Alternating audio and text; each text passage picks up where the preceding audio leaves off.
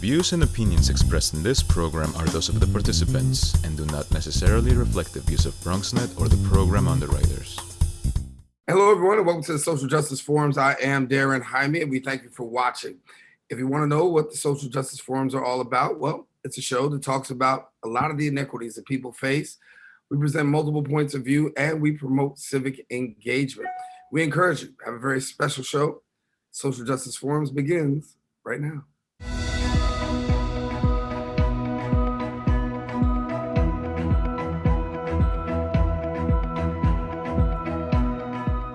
And welcome back to the show. Born and raised into activism, our first guest is a trailblazing social justice leader, a movement strategist, and a nationally recognized civil rights activist. Drawn from a lifetime of frontline culture-shifting advocacy, organizing, and fighting for equal justice, her book, State of Emergency, makes a demand for change and shares the keys to effective activism, both for those new and to those longtime committed to the defense of Black lives. Joining us now to provide their point of view is I'm joined by activist, co-founder of Until Freedom, author of State of Emergency, How We Win in the Country We Built, my sister, Tamika Mallory, and I say my sister, what's happening? Absolutely, my brother. It's so good to see you, Daren. I'm happy to be back with you. It's been a while since I've been on, and I'm just so proud of how you kept this going and really have been such a critical voice as it relates to social justice, not just in the Bronx, but I see your clips moving around social media. So you're actually impacting people all over the country. Well, thank you. Trying to keep the fire burning as you. But it's about you today. So talk to me about where we are today, because honestly, when we think about what's happened, and I'll start off with, the Derek Chauvin case, we saw a guilty verdict. And as I've said in many circles, that was nothing more than a result of direct activism and activism that would not back down. Would you agree? Absolutely. I think it was a combination between activism and, of course, a video that was so gruesome that even those who may have wanted to side with law enforcement knew that they could not. And I know that, it's important for us to say that we cannot be video activists. We can't be a video movement where you have to see someone being murdered in the way that George Floyd was murdered in order for there to be real outrage, if you will. We have to make sure that whether there's a video or not, that we're on the front lines. And I do agree with you that much of the energy that we saw, the energy that we saw all across the country, not just for George Floyd, but just from Ahmaud Arbery to George Floyd, I think people were so active and outraged, and the streets were so hot that it ultimately influenced in many ways the hearts and minds of those who sat in that courtroom, knowing that this isn't just an isolated incident. While they had to judge it in that way, still they knew that this is a part of a larger problem with white supremacy and police abuse in this country. And so certainly, I think activism was at the heart of how we saw that small amount of accountability for Derek Chauvin. How do you see the climate right now? I mean, given the fact that you've been on the front lines for a long time, we've been talking about, we can just take the whole time up just naming names of people who've actually been affected by gun violence, police brutality, the whole 9 yards, civil rights violations. How do you see the climate now as opposed to when you first got into into activism? I think there are many more people who are at the table that weren't there years ago.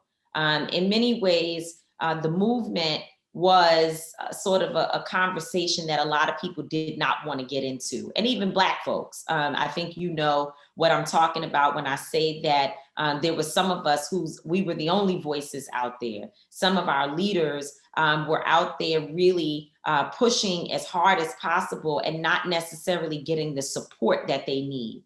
Today, we're seeing a change in that. We're seeing that more people are coming to the work, more people are concerned, and folks from different backgrounds are beginning to take this movement on as their own.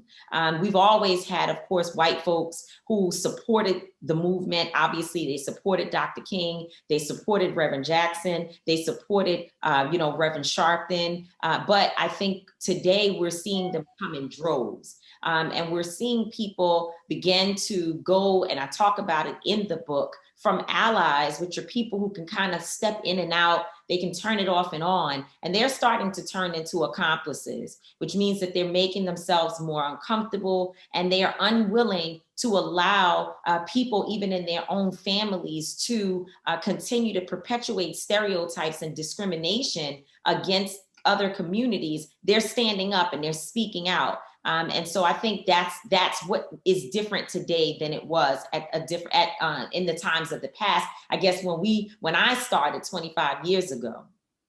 Talk to me about the book. I mean, you brought it up. I was going to ask another question about allies. I'll get to that in a minute. But talk to me about the book. What was behind the book, and when did you decide, okay, hey, it's time to write now? Well, after George Floyd was killed, I was in Minneapolis and I made a speech that was just really from my heart. And days later, it was super, super duper viral. In fact, it was viral the same day.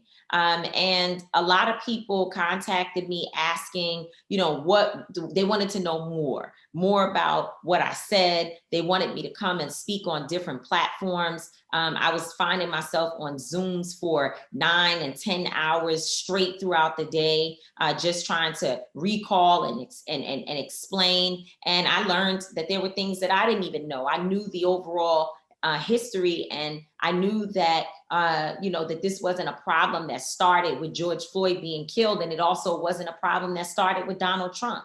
And since I knew that, I even wanted to work harder and get deeper into my understanding. And so I started writing.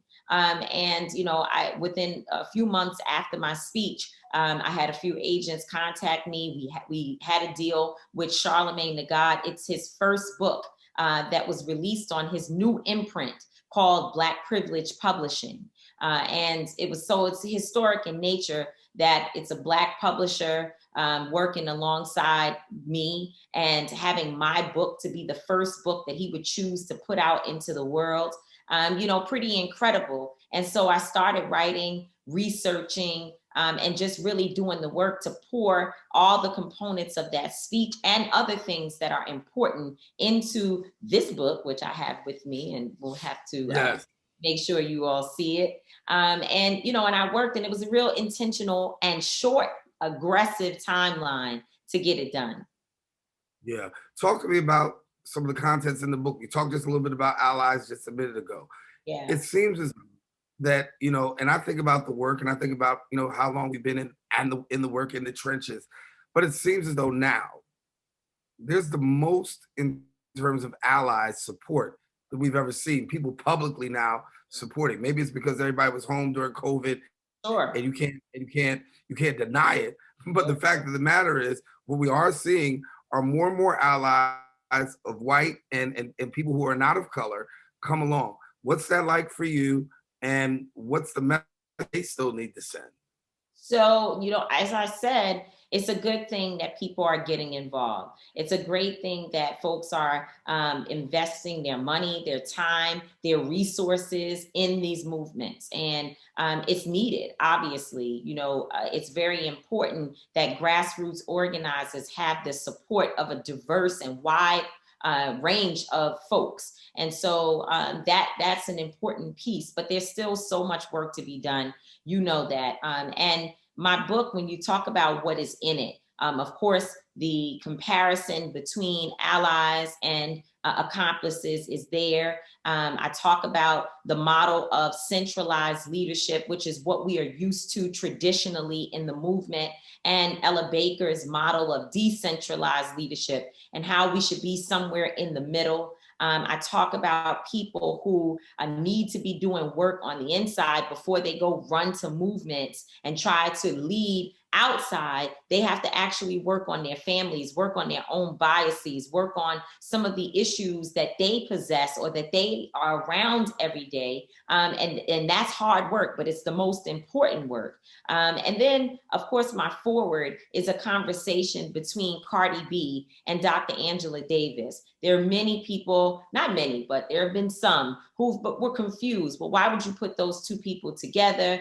Some folks didn't feel like Cardi B has the experience, if you will, or the authority to speak in a racial justice book. I disagree. I reject that. I think we all have to be a part of this movement in this moment. I think we all have a responsibility to be at the table, no matter where you come from. And so I was intentional about making sure that they were in the top of the book, so that Ray Ray on the street corner, Keisha, who might be in a club at night, the pastor, the janitor, a mother and her teenage son, that everyone would pick up the book and see themselves in the text and be able to find where's their role. What more can they do? How can they encourage others? And so, I definitely am one who lives in the cross section of the Cardi B cultural world. And of course, Dr. Davis being a super, super duper icon thought leader. And I thought that it was important to bring them two together. So again, as folks are going through it, they can say, well, I'm picking it up for the forward because I see two incredible people, but I'm going to stay for the rest of the content. Right. You spent a lot of time with the Reverend Al Sharpton, Harry Belafonte. You talk, tremendously about the influence and the impact that they've had. How much have these people actually shaped and molded the person that you are today? Oh, so much. I mean, obviously Reverend Sharpton poured a great deal into me. My leadership today has a lot to do with his leadership and his acknowledgement, and sort of he acknowledged and also identified within me that I was a leader and that I had the ability to go out and to organize and to do the work. And so I learned much of my organizing skills from National Action Network. And I think, I could never thank him enough for what he did. And of course, once I was in the next phase of my life, as I started to recognize my own power, I sat at the feet of Harry Belafonte and learned so much about many of the things that he saw and what he understands to be some of the issues that we need to work on today, interpersonally within movements, looking at strategies. We've had those conversations, and he also is such a powerful and just a sweet person. Who really does add so much value to the movement. I can see why he was so important to Dr. King. And so I have, been able to learn a lot from him. And then, of course, Dr. Hazel N. Dukes, the Dukes lady, Ma Dukes, she's incredible and has been a mentor to me. And there's so many others. I think about Marion Barry's wife, the late, great Marion Barry, mayor of Washington, D.C. And his wife, Cora Masters Barry, has been a consistent in my life. And has been with me through some really hard troubles. And so, there's a wide array of individuals that have helped to make up the Tamika Mallory that you all see today. And, certainly young people are a part of that, because from my son to all the other young people that I organize with, every day I'm being encouraged. Every day I'm learning about even how to be more courageous, and they push me to be bolder. And so there's a lot of seasoning in this sauce. It's not just me. And, of course, my faith leads me. So my pastor, W. Franklin Richardson, is one who spiritually grounds me. And I don't know where I would be if I didn't have all of those individuals and more. Of course, my family to help me to keep sane, and also to see the world from different perspectives. Right. Talk to me about being uprooted, if you will. Talk about being grounded. Criticism, activism comes with criticism. Sure. And I think that probably looking at your career, you probably experienced the most criticism over the last few years than you've ever had in your whole journey. Talk to us about what the criticism has done for you, and actually what it's done to you. Yeah, I mean, it depends on where it's coming from. There's some people, if a mom, has the wrong impression of me and my work and what I, what my intentions are, my integrity, that hurts, and I've tried to make sure that I check in with other moms that I've worked with. And, what I know is that the people who actually know me, people who have met me, people who have worked with me, they don't feel that I lack integrity or that I'm exploiting families. They know that they contacted me or that I got involved at a time that was very, very sensitive, and very detrimental to them. And in some way, shape, or form, I added value. I helped, and I haven't left their side. When I think about the Bronx, Cheyenne Norman, the mother of 4-year-old Christopher Lloyd Morgan Jr., shot on a playground in the summertime. And I helped to bury this young man and was also very involved in the anti-violence movement that is everlasting in New York City with Erica Ford and A.T. Mitchell. So there's a connection, of course, from the incident of a 4-year-old baby being killed all the way to the policy work and the community work that I've been engaged in and have been one of the leaders in terms of organizing. And I'm still with her. I just saw Cheyenne at a conference where Sabrina Fulton, Trayvon Martin's mother, holds an event where mothers come together. Too many mothers, probably 200 of women who've lost their children in violent incidents, coming together to be in space for healing. And Cheyenne was there. I made sure that she got invited. So I never leave these individuals. I try to stay with them and they stay with me. They encourage me. Nicole Bell, Sean Bell's wife, she encourages me. And there's so many, the names and the list unfortunately go on.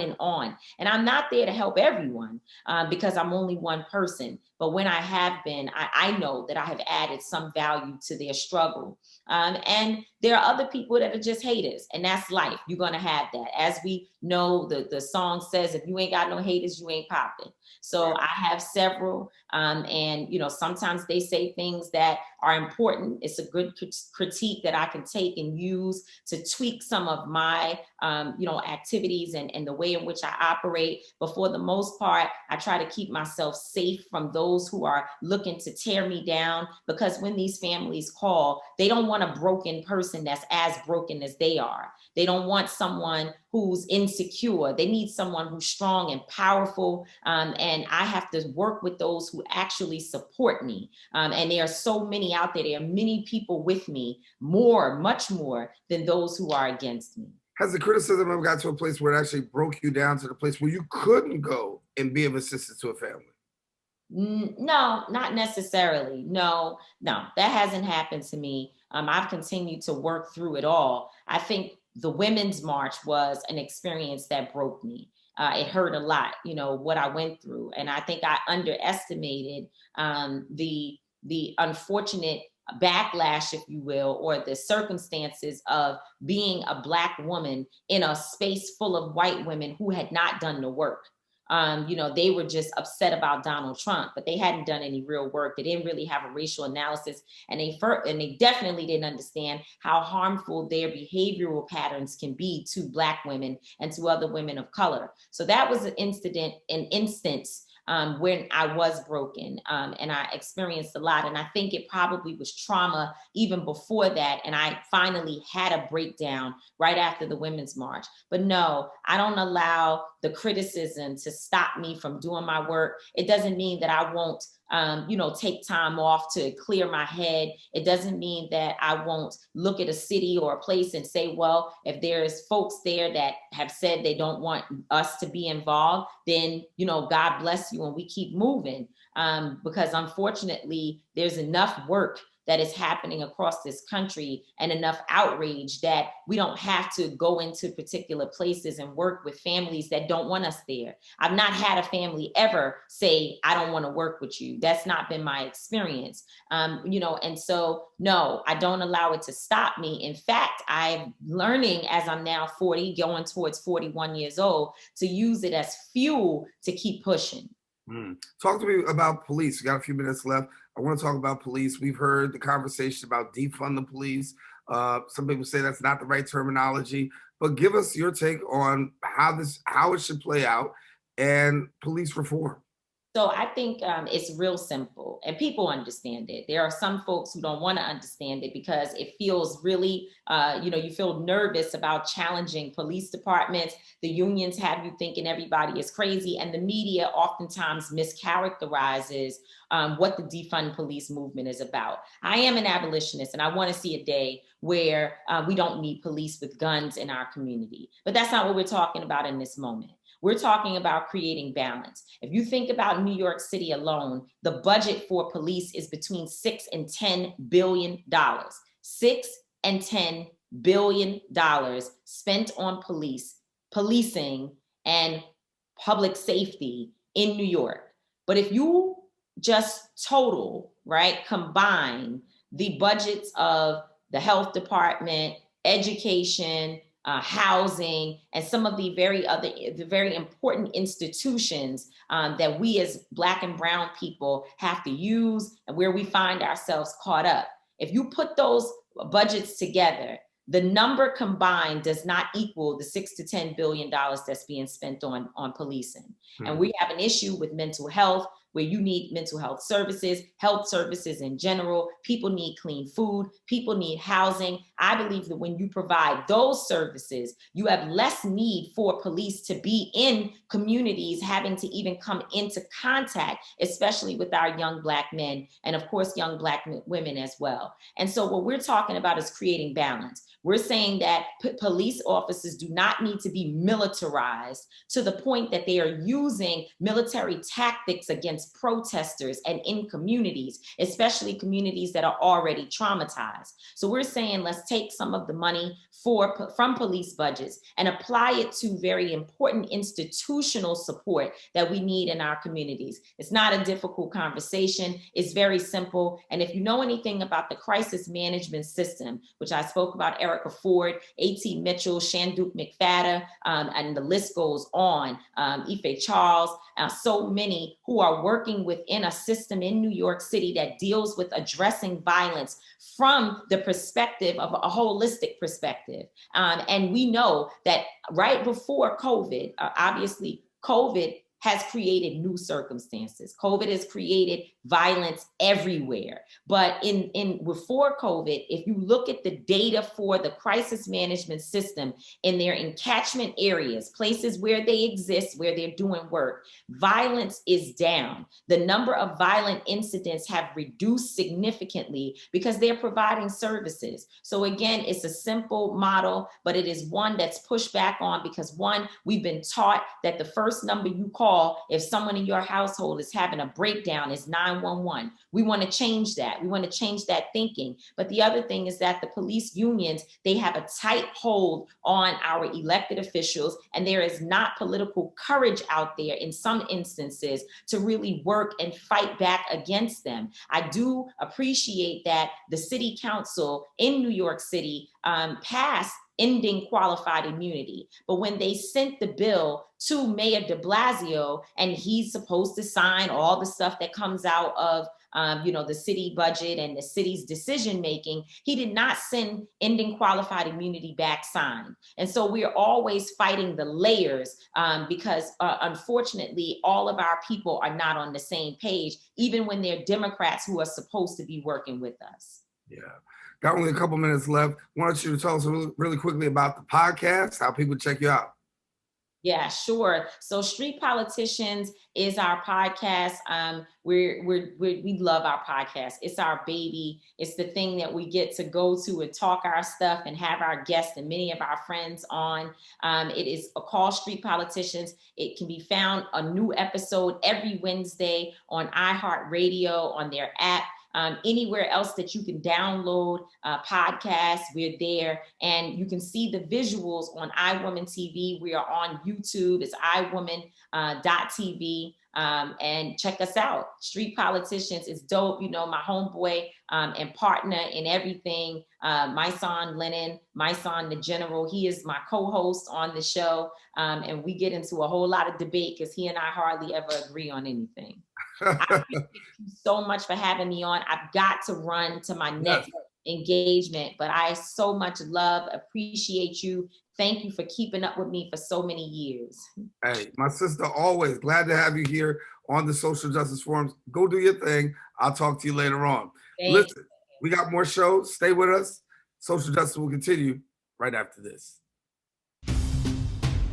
We know that people are dealing with the health crisis, but there's also a lot of food insecurity. We're giving out healthy food options, and that's what's key here. If you're a senior, you have a disability, they'll actually deliver meals to you. The residents are anxious, they're worried, they're scared, they want to be tested. When things were happening in our community and we couldn't get the help. There's almost a presumption of criminality that attaches to your skin color. The site will prioritize those who are at highest risk in the population. If you feel symptoms and you'd like to visit one of these COVID-19 testing sites here in the Bronx, you may call the State Health Department's hotline. Important to note about this site is no reservations are needed. This is a walk-in clinic. A lot of us are out of work and looking for something to do. We have the machinery and the skills to make large scales of these masks and gowns. Take care of your people. It's going to go way further than we actually can understand. Right now, employees like myself are just adjusting to the new reality. Reporting from BronxNet, this is Daren.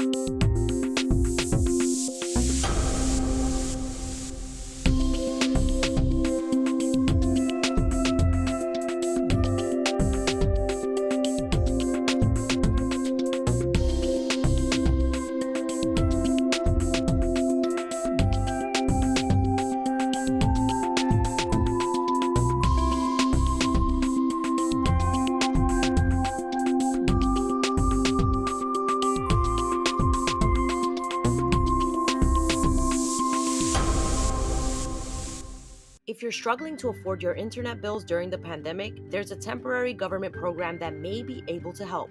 It's called the Emergency Broadband Benefit, and it provides up to $50 monthly discount on your broadband bill to qualifying households. Find more information about the program, including if you qualify and how to enroll, at fcc.gov/broadbandbenefit, or call toll-free at 833-511-0311. That's 833-511-0311.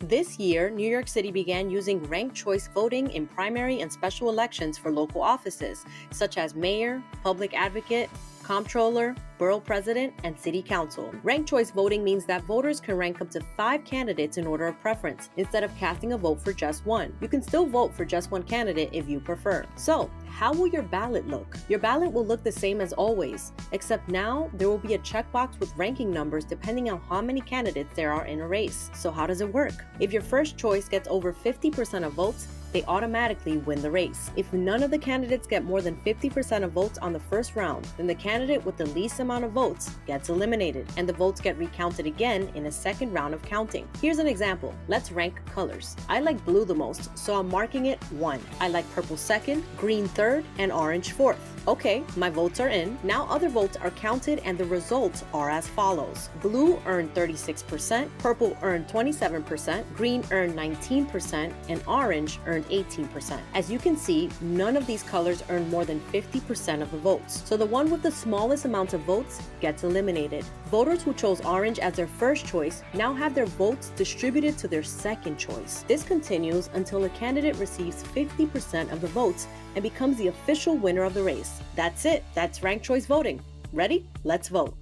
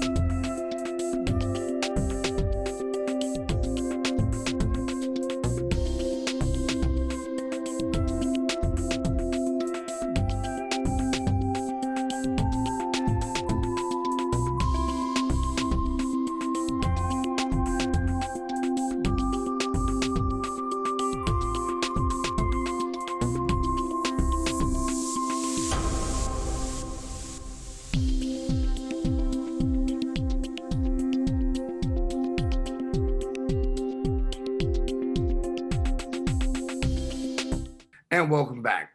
Policing in America has always been the entry into the criminal justice system. For some, policing in America has never been synonymous with public safety. The idea that all people should feel safe in their homes and communities. The New York Urban League is committed to addressing the needs of youth before they get into the system, as well as advocating for criminal justice policies which are fair, just, and also reducing mass incarceration, while also rehabilitating and supporting productive reentry into society. Joining me and sharing more about this and more, I'm joined by the president and CEO of the New York Urban League, Arva Rice. And Arva, good to have you back. Thank you. Hello there, and thank you so much for creating the space for this conversation. Yeah, I'm excited to have the conversation. I think that, when we looked at the results of the Derek Chauvin trial, that the issue of police reform really became magnified. That first of all, a lot of people thought a conviction would never happen. And you get one to happen, and then the conversation continues about how do we get this police reform intact all around the country. And I know that's something that you guys have been dealing with front and center. Absolutely. We were absolutely thrilled, as was the rest of the country and the world, at the verdict that came down. And you saw, civil rights leaders, Reverend Al Sharpton, Mark Morial, the leader of the NAACP, shed real tears because we did not know that this moment would come. Because the fact is that we have been for decades, for generations, talking about how African Americans are dealt with in the political system, in the policing system, and so to even momentarily have that moment of justice was just very impactful. But the fact is there's still legislation that still needs to be passed. There's policies that still need to be changed in order for us to actually feel like we have an opportunity for any type of equality. And I'll talk more about some of the things that we're doing locally and nationally in order to put together some of the legislation that's necessary. Yeah. When we look at what's happening here in New York, we talk about policing, and the conversation is always out there about defund the police. Just had Tamika Mallory on in our last segment, and she had a great understanding as to what defund the police really is all about. Not the word defund, but what all of that entails. When you look at the New York City Police Department and its multi-billion-dollar budget, obviously we can see some corrective measures taken. Oh, absolutely. I love that you had my sister Tamika Mallory on recently. She's fantastic. She is on fire for this work. And I think that it's important for us to have all different perspectives when it comes to this issue. Black folks are not a monolith. And so there's some folks who definitely believe in defunding, as in reducing the amount of monies that are spent on police departments and spending it towards other corrective actions, whether it's in social services, whether it's in employment and education. There are some folks who believe that defund means a reallocation of those resources, as I've just mentioned. Some of them think the reallocation should be at 10%. Some people think it should be at 50%, 75%. There's differences on what people's opinions are around them.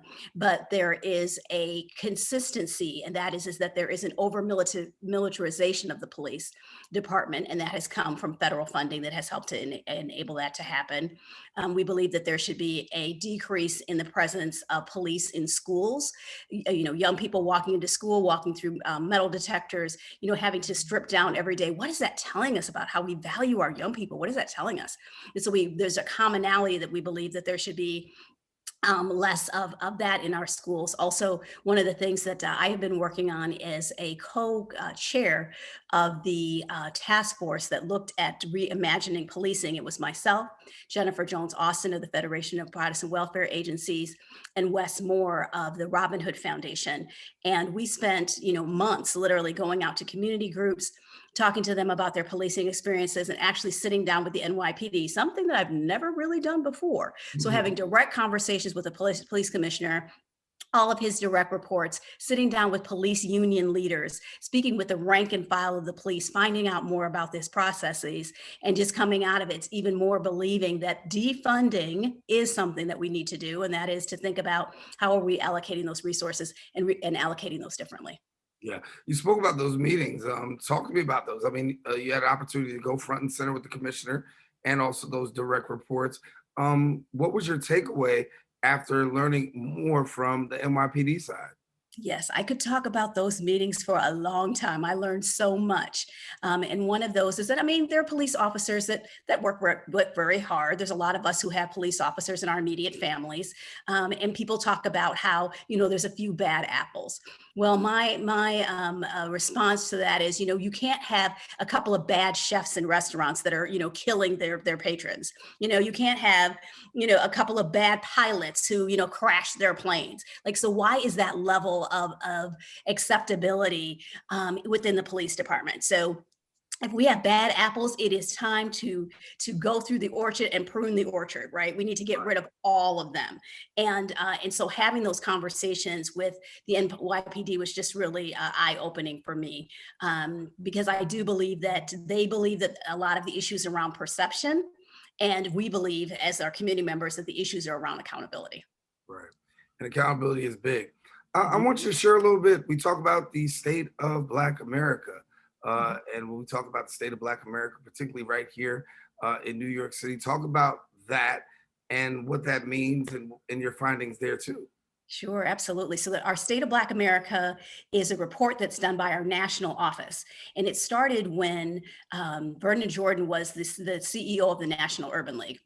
And so he said, how are Black folks doing? How are they living? What are their housing conditions like? Their education, their employment efforts. And so he released this report, which at the time was groundbreaking. People had no idea how people lived, right? And so when this report would come out, it would literally stop the presses, and Vernon would just start to talk about the state of Black America. And in our local affiliates, the New York Urban League is one of 88 urban leagues around the country.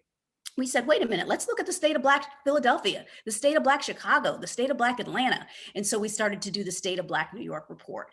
And so we recently released our state of Black New York and came to some conclusions that are not surprising to many of us and are shocking to some others, right? So the fact that over 50% of Black New Yorkers still have an income of $52,000 a year or less. Think about how much your rent is, think about your mortgage, think about your living expenses, $52,000 or less is what the majority of African Americans are living in. And so it's numbers like that, it's statistics like that. The fact that in our criminal justice system that we're just 17% of the state population, but 92% of the individuals that are incarcerated throughout the state, 17% versus 92%. You can't tell me that there's not something that's broken within our criminal justice system when you look at those numbers. And so that's what the State of Black New York report is about, is being able to put together those numbers that are undeniable. And so then we're able to say, what are the strategies and solutions that we need to develop as a result of them? Yeah. And when we look at housing, obviously a very big challenge for us here in New York City. We see overdevelopment. in some areas, underdevelopment in other areas. Talk to me about what we learned in housing. Oh yes, the housing is at a point and place of crisis, particularly as some of the strategies that have been put together by the governor that kept people from kept people from being moved out of their homes for non-payment of rent are going to expire. And so housing is something that we most recently, the New York Urban League sponsored a community forum that's going to be leading up to the televised mayoral debates that are going to be hosted on NBC on June 16th. People should make sure that they tune in, vote. And so one of the questions that we talked about was the housing crisis. And we said that is one of the main questions I would have for any mayoral candidate is, what is your housing plan? What are the things that you're going to do to make sure that New York City remains somewhat affordable for Black New Yorkers? Yeah. And so you mentioned like looking at some statistics that really just stuck out. You didn't know how bad it was. What was one of those areas where you said, man, I didn't really know how bad that was? I definitely think that the number around criminal justice was the one that really struck me the most. 17% of the population, 92% of those who are incarcerated. That was one that was the one of the most startling for me. Other statistics on education and graduation rates were statistics that stood out for me as well. We just recently saw that six individuals were just accepted into Stuyvesant High School, and so the numbers of opportunities that are available for our young people to take advanced placement courses and be able to be eligible for specialized high schools and be able to have successful colleges careers. One of the other things that we found in the report is that being able to get a college degree is a significant buffer to poverty. The fact is that once you get your college degree, you're able to find other ways in which to not fall into poverty. And so the fact that we still have such a low college graduation rate was something that also struck me. The African-American women are graduating at higher rates, but we need to work harder to wrap our arms around our men to make sure that they graduate as well. Yeah, come across the finish line, very much needed. And when you can come across the finish line with that degree, there's so many other options that are actually available for you. I know on the national level that you got a couple of things happening and some things that we'll be actually looking out for. Give us a little bit of a preview. Sure. So one of the things that our national office has been working very hard on is, and just recently released, was our 21 pillars looking at criminal and police reform and justice.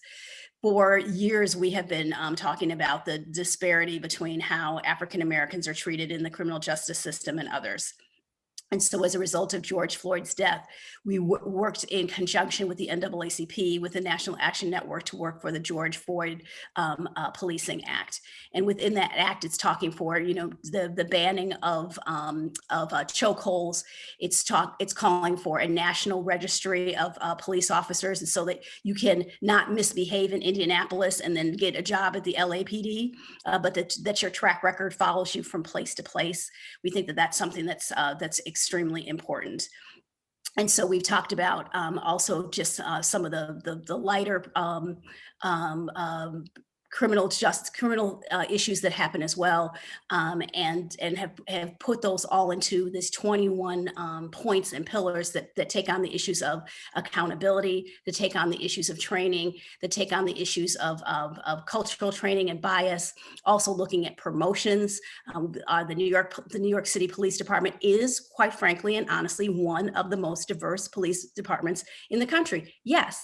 However, ask the same question when you talk about the top 500 people that are in the police department. Will they have the same answer about diversity? And the answer is absolutely not. So it's also looking at how people are promoted, and also looking at some key issues which in New York City have to do with our Civilian Complaint Review Board, the CCRB, and when they make recommendations for how police officers are to be held accountable when misconduct is both identified, and how they'll be held accountable for that, are also some issues that come up within our police reform plan. Yeah. And so as we talk about police reform, there's a lot of work that needs to be done. You talk about educational reform, a lot of work that needs to be done. Where do you see you setting your sights as we move forward right now? Like you said, it's a lot, right? The moment where George Floyd, where all of us watched the 8 minutes and 46 seconds, which we found out was actually even longer, Right. was a moment where Black and white America could no longer deny that there is a disparity in the way one group of people is treated in this country and another group of people is treated in this country. And so people started to center on criminal justice, which made sense because unfortunately, even after we received a positive verdict in the Shaven case, we went on to see other issues that came up the day after and the week after and the week after that, right? So we've only just begun this fight. But we can't just focus in on criminal justice without thinking about what you just asked, Daren, in housing, also looking at the inequities in education, also looking at the inequities in economics, which is a huge one that the urban leagues have focused on for decades. And so I think that our strategy for Black America needs to be comprehensive. It needs to be about not only raising the issues, but also about alleviating them. Reverend Al Sharpton has a wonderful story that he tells about how he was trying to show his sister that if you turned out the lights in their apartment in the projects, that roaches would come out. But every time his sister would come out to look at them and he would turn on the light, the roaches would scatter. And so his sister would never believe him because he was like, no, seriously, sis, there were roaches all over the counter. Well, our work is to not only to shine the light on the roaches, but we need to eliminate them as well. And that's what our work is. Yeah, and a lot of great work that continues to be done by the New York National Urban League, and we thank you for the work that you're doing, obviously staying at the forefront of all of this and really bringing people into a better consciousness. So I again asked you the question, well, this show is called the Social Justice Forums. When you think about social justice, what does it mean to you? What an awesome question. Wow, when I think about social justice, I think about a place and space where Black women can feel powerful and protected and loved, that we don't have to walk around in fear of how people are going to react with us, whether it's police officers or whether that's a member of the community. It's a place where our Black girls are loved and cherished, and they are given the message that they are beautiful. It is about interacting with systems that treat us fairly and equitably, whether it's education, whether it's health, whether it's criminal justice. To me, that is what social justice is about. It's being able to see our Black boys not as 14-year-olds, as future criminals and adultizing all of our young people, but providing them with the love and the respect that they need in order to grow and to reach their full potential. Our slogan at the New York Urban League is inequality is unacceptable. And so for me, a world that had achieved social justice would be a place where everyone believed that inequality was unacceptable, and we were working every day to create full equity. I was talking to Tamika just a few minutes ago about the issue about allies, right? Because it seems as though you're finding more and more allies than ever before in the movement. What are you finding in the work that you're doing with regards to allies, meaning people who are not people of color, really coming along and really trying to help to advance the ball? What has been your experience recently? We've definitely seen an increase of individuals who are, waking up and finding out that there's some role that they have in this work, and it is appreciated. It is necessary. It's the only way that we're going to be able to move forward. But I think that the role of ally is one that people need to be educated around. They need to be okay to listen and not always be the leaders of the conversation, not to sit in judgment. I think that allies need to be, supportive and provide resources and suggestions and access, but to also realize that this is the time and the place for African Americans to lead. Yeah, very important, very critical. It's a time to lead, and we're seeing more and more. What is your feeling? I mean, you're seeing more and more African Americans take the helm.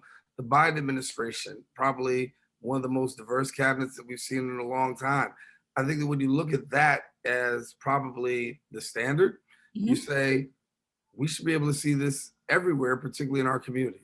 I mean, I think the Biden's camp is to be congratulated. I think they did a really good job around diversity. Asian American communities were a little bit disappointed. They did not see as much representation as they maybe have wanted.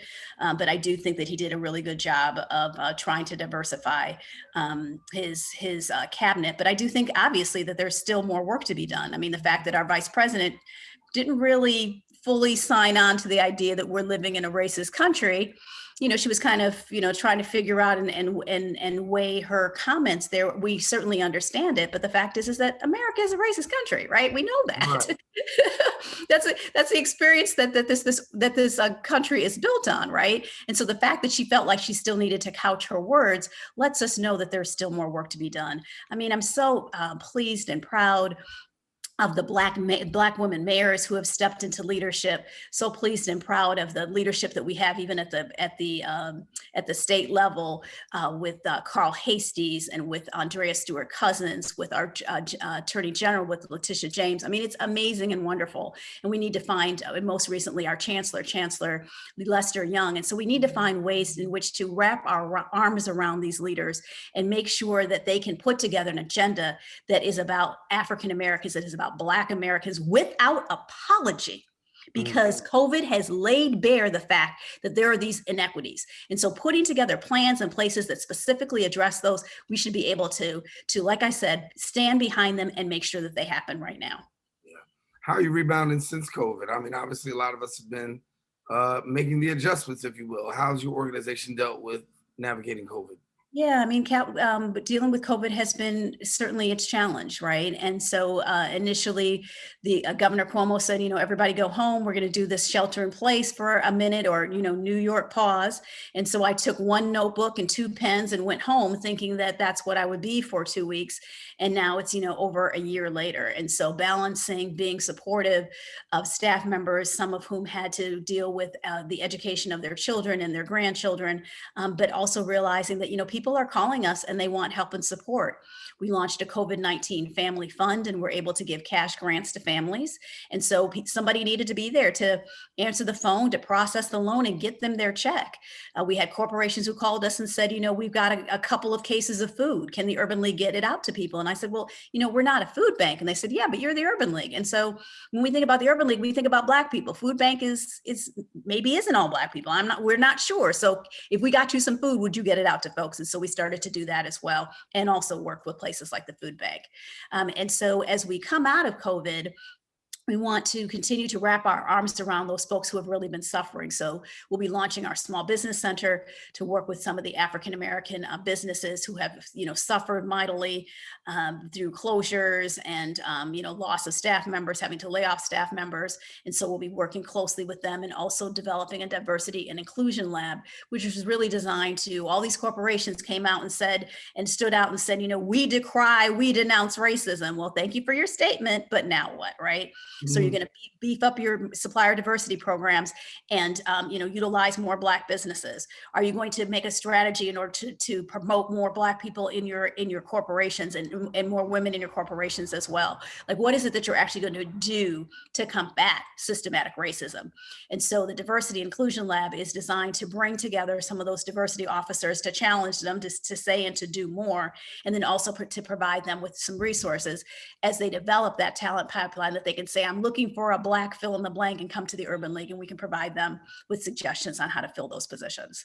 Talk to me about, do you feel a sense of concern? We know that small business is the lifeblood of America, particularly minority businesses, right? But we know coming out of COVID, a lot of them lacked access to the PPP and the possibility of going out of business. We've seen a lot of major retailers go out of business. And the question is, what's going to happen with small businesses?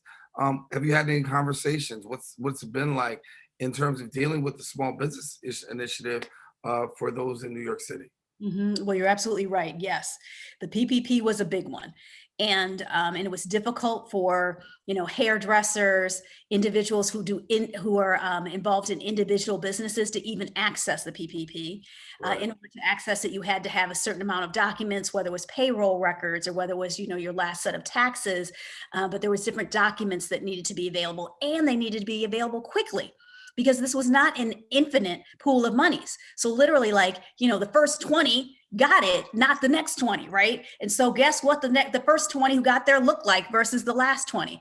And so it literally was this crazy free for all. I'll give you the quick example within the Urban League movement. All of us are our own separate 501c3s. So we were all 88 of us, We're trying to get the PPP. Well, we would have these meetings and we would hear that the urban leagues in Mississippi and California and Texas had been approved. The ones in New York, New Jersey, Washington, D.C. weren't, because it ended up that the PPPs were approved more outside of the Eastern region. I don't know if the banks were smaller. I don't know if they just had a leg up, but statistics show that their loans got approved more quickly. Well, we all know how COVID started. COVID was ravaging the Northeast and particularly New York State, and we were the last ones to get the PPP. And we had our records. And so for a small business who didn't, it was just a really difficult time. Long answer to your question that we need to provide additional support. The New York Urban League just approved a set of small grants that we're providing to small business owners. We will continue to do that and more in order to provide them with all the support and help that they can. One of the things that we want to do is also help them in terms of their marketing.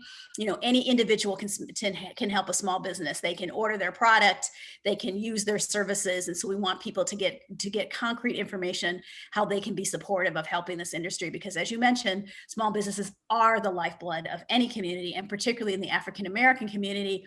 We'll hire the cousin that just came out of jail, right? We'll hire, you know, the sister who's, you know, not always, you know, gotten the greatest results in her business, but we know she needs the job. She needs to take care of her kids. We'll give her the chance. And so it's important for us to continue to have those small businesses as options. Yeah. Any concern from you on the housing front? We know there's a moratorium on housing right now, right? No, and evictions. Right here in New York City, with high price rent and all that's going on, there's a chance that we might see more and more people of color on the eviction line. Yeah, that is something of extreme concern of ours. Our public advocate, Jaime Williams, has been speaking loudly and well about this issue, and it has to be taken on by our next mayor. It has to be a central issue. As we know, the American Rescue Plan that was just approved by President Biden is providing an additional unprecedented amount of monies into states and into cities. And so we need to follow the money. And we need to make sure that that money is going towards issues that we are really concerned about. And so whether it is being able to provide direct subsidies to individuals in order to make sure that they can pay down some of those back rents, or whether I'm not a big fan of providing it to homeowners, but we need to figure out some ways in which we can keep people intact and in their houses. We don't want people to move into temporary shelters. We don't want them to move into that system. And so it has to be a priority of upcoming administrations. Yeah. How do you see things playing out towards the summer? What do you got your eyes set on? Well, when it comes to the summer, I'm excited about our new schools chancellor, who is working hard to create summer opportunities that will give young people outside of their houses, and not only in the communities, but in the communities involved in very positive work.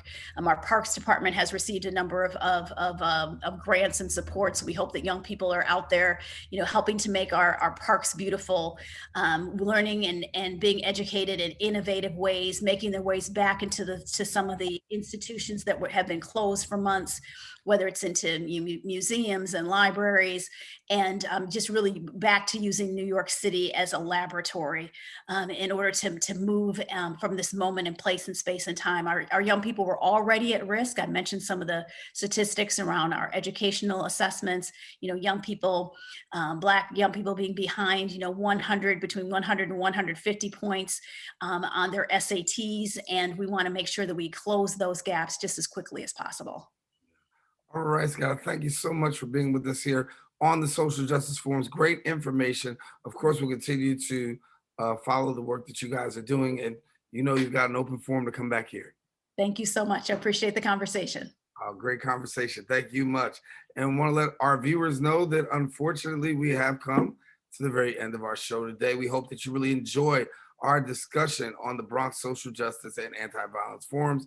Now, if you want to rewatch this week's edition, catch Recablecast right here on BronxNet TV and on BronxNet.org. And if you want to join in on the conversation or present your point of view, definitely visit us on social media and our pages at BronxNet TV.